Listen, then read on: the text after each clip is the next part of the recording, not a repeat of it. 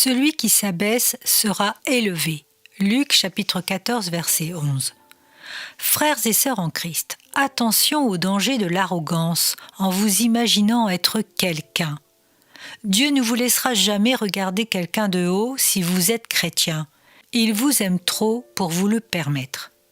Vous vous demandez peut-être, que fera le Seigneur si je deviens arrogant et présomptueux, rempli d'orgueil à la suite de mes succès et de mes victoires ? Eh bien, il vous rappellera son propre exemple et il vous réprimandera et vous châtiera comme bon lui semble. Le Seigneur Jésus-Christ n'a jamais permis à un succès quelconque ou à un honneur temporaire le détourner de son chemin.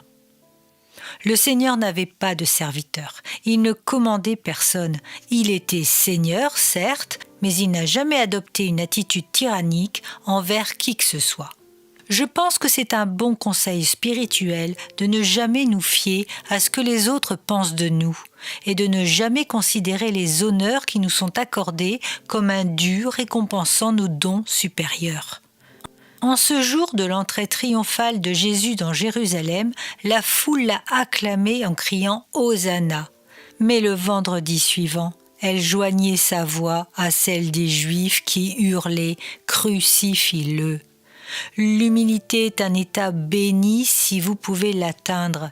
Les pères de l'Église primitive ont écrit que si un homme pense être arrivé quelque part dans le royaume de Dieu, c'est de l'orgueil. Si celui-ci ne meurt pas, le chrétien n'est arrivé nulle part.